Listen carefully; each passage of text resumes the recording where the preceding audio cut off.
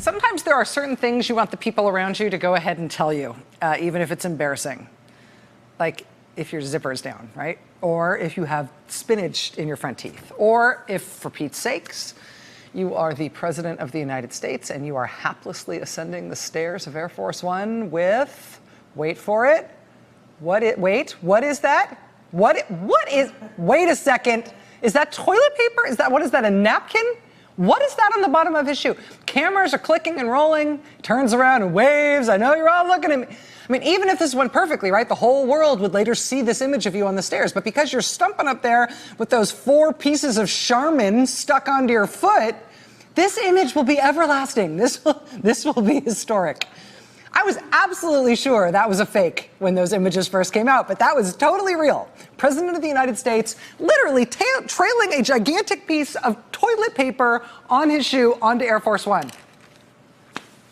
After that happened this month in real life to the president, part of what everybody wondered was why nobody told him, right? I mean, maybe best case scenario, nobody around the president saw the paper stuck to his shoe until he had climbed the stairs and maybe it fell off before he actually got on the plane. I don't know. Maybe they all did see it, but they thought it would be hilarious and they were all laughing at him behind his back. Maybe nobody saw it until it was already happening and he was halfway up the stairs and the cameras were already clicking. They were afraid it would be more embarrassing if they ran after the president and took the paper off his... We don't know.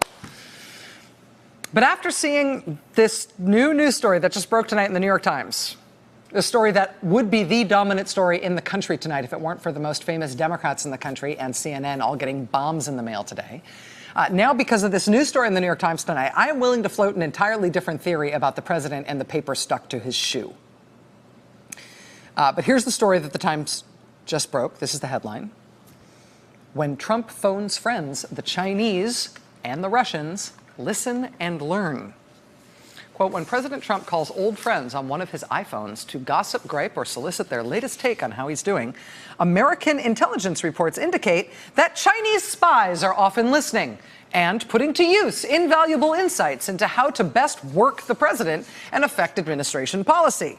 Quote, Mr. Trump's aides have repeatedly warned him that his cell phone calls are not secure, but aides say the president has still refused to give up his iPhones.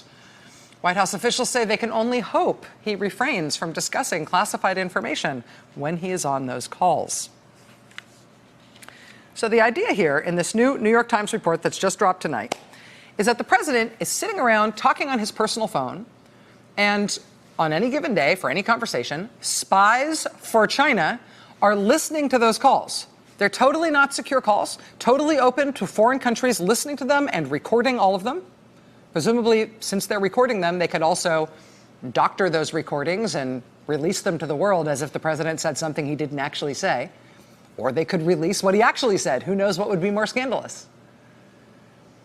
But what U.S. intelligence has further turned up is that China is using what they're hearing on these calls to come up with new ways to manipulate the U.S. president to China's advantage. The American public has already known that the president has kept his personal phone, right? The Beltway Press has a whole bunch of references to White House staffers and friends wishing somebody would take away the president's phone so he would stop tweeting things late at night to create political messes, blah, blah, blah, right? We've had the president and his phone as a storyline already. But what's in the New York Times tonight, this is new. Quote, American spy agencies, the officials said, had learned that China and Russia were eavesdropping on the president's cell phone calls from human sources inside foreign governments and intercepted communications between foreign officials. The Chinese have pieced together a list of people with whom Mr. Trump regularly speaks in hopes of using them to influence the president. Among those on the list are Steven Schwartzman, the chief executive of the Blackstone Group, and Steve Wynn, the former Las Vegas casino magnate who stepped down from his company after serious sexual misconduct allegations earlier this year. Both men, who frequently speak with the president, have a history of major business ties in China. That's very handy for the Chinese government, right? Quote, the Chinese are now relying on Chinese businessmen and others with ties to Beijing to feed arguments to the Trump friends. Quote, the strategy is that these people will pass on what they're hearing and that Beijing's views will eventually be delivered to the president by trusted voices. You know how the president still, and now other Republicans too, they get crowds, Republican crowds, to scream, lock her up, at rallies and events about Hillary Clinton? What that is supposedly about is about her using a private email server when she was Secretary of State. Oh, the horror.